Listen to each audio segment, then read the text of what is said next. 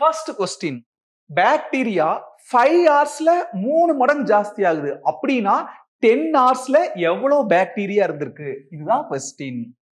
Bacteria, number of bacteria ஏன்னு assume பண்ணிக்கலாம். Let A be the number of bacteria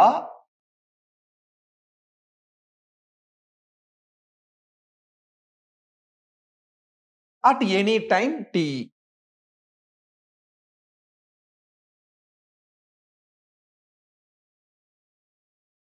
பாருங்க, rate of increase in number of bacteria, அந்த rate increase decrease rate of change இதெல்லாம் வந்தா எதை குறிக்குது? Differentiation குறிக்குது. Rate of increase in number of bacteria, number of bacteria தான் A. அதுல ஏற்படக்கூடிய மாற்றம் dA by dt என வித் ரெஸ்பெக்ட் டு டைம் தான் மாறக்கூடியது.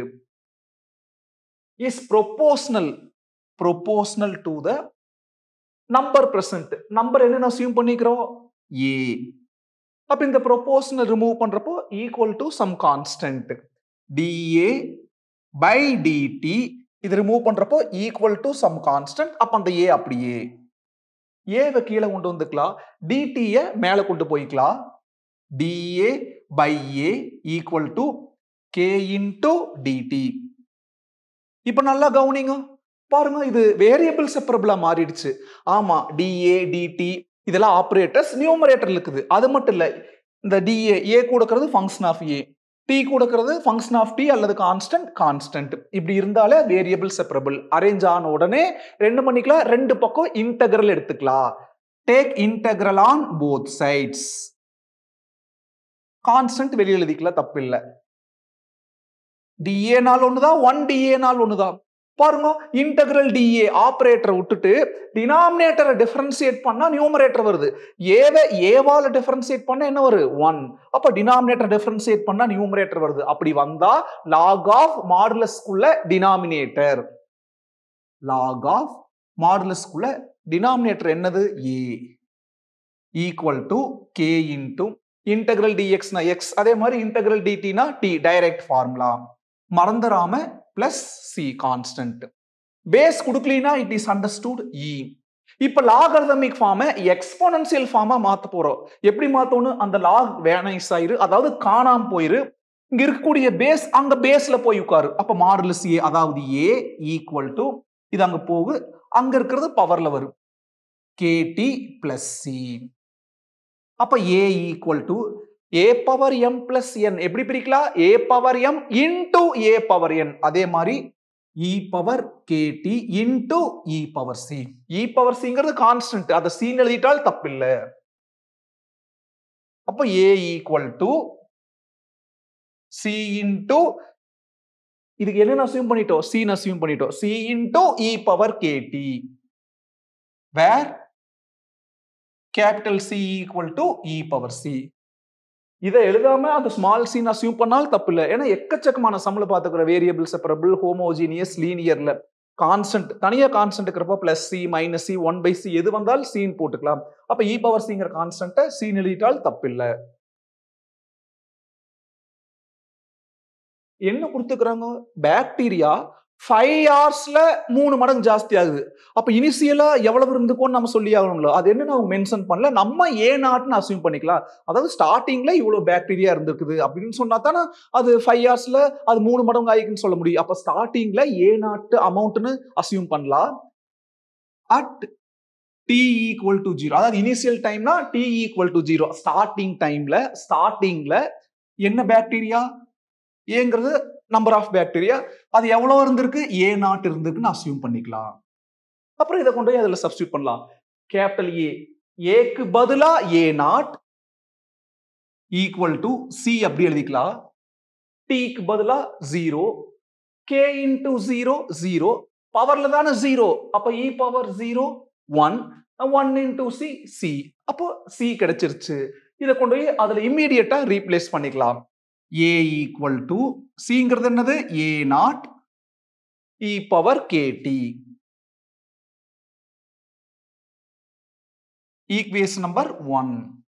அடுத்தது என்ன கொடுத்துக்கிறாங்க? ஃபர்ஸ்ட் எங்க கண்டிஷன் 5 ஹவர்ஸ்ல 3 மடங்கு ஜாஸ்தியா இருக்கு. அப்ப அட் t ஈக்குவல் டு 5, tங்கிறது டைம் தானோ, டைம் என்ன 5 hours இருக்கிறப்போ ஏங்கிறது நம்பர் ஆஃப் பாக்டீரியா எத்தனை மடங்கு ஜாஸ்தி ஆயிக்குது 3 மடங்கு. ஸ்டார்டிங்ல என்ன இருந்துச்சோ அதுல 3 மடங்கு.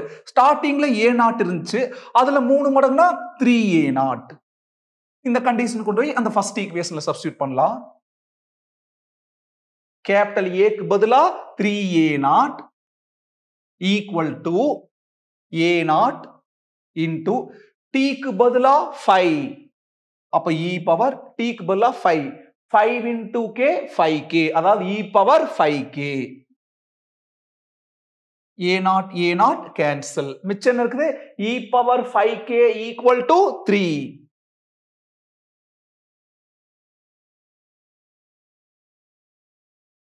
அடுத்தது என்ன கேட்டுக்கிறாங்க 10 ஹவர்ஸ்க்கு அப்புறம் நம்பர் ஆஃப் பாக்டீரியா என்னன்னு கேட்டுக்கிறாங்க. அப்ப டைம் 10 இருக்கிறப்போ at t ஈக்குவல் டு 10 எவ்வளவு பாக்டீரியான்னு கண்டுபிடிக்கணும். ஃபர்ஸ்ட் ஈக்குவேஷன்ல சப்ஸ்டிட்யூட் பண்ணிக்கலாம். Equation 1 implies a equal to A0 time எவ்வளோ 10. அப்போ t க்கு பதிலா 10. 10 into k 10k e power 10k equal to A0 into மேல பாருங்க e பவர் 5k எவ்வளோ 3. அப்ப அந்த e பவர் 10k வை e பவர் 5k வர மாதிரி அரேஞ்ச் பண்ணாதான் அதுக்கு பதிலா 3 ன்னு ரீப்ளேஸ் பண்ண முடியும். சோ e பவர் 10k வை எப்படி அனதர் ஃபார்மட்ல எழுதலாம் e power 5k the whole square ன்னு எழுதலாம். ஏன்னா பவர் ஹேவிங் பவர்னா மல்டிப்ளை பண்ணலாம். அப்ப 5k into 2 எவ்வளோ 10k. அப்ப e பவர் 10k. அப்ப அதுக்கு இதுக்கு மீனிங் மாறல. அதே சமயம் அதை கொண்டு வந்து ரீப்ளேஸ் பண்றதுக்கு உண்டான ப்ரொசீஜர் நமக்கு கிடைச்சிருச்சு. equal to A0 into e power 5k என்னன்னு கண்டுபிடிச்சு வச்சுக்கிறோம் 3 ஸ்கொயர். 3 ஸ்கொயர்னா 9 A0 என்னது A. அப்போ 10 ஹவர்ஸ்க்கு அப்புறம் அது 9 டைம்ஸ் ஜாஸ்தியா இருக்கு. ஹென்ஸ் கன்க்ளூஷன் கொடுத்துக்கலாம். Number of bacteria after 10 hours is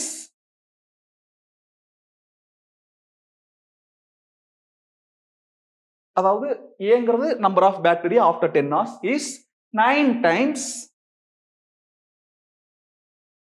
A0ங்கிறது என்னது ஒரிஜினலா இருந்த பாக்டீரியா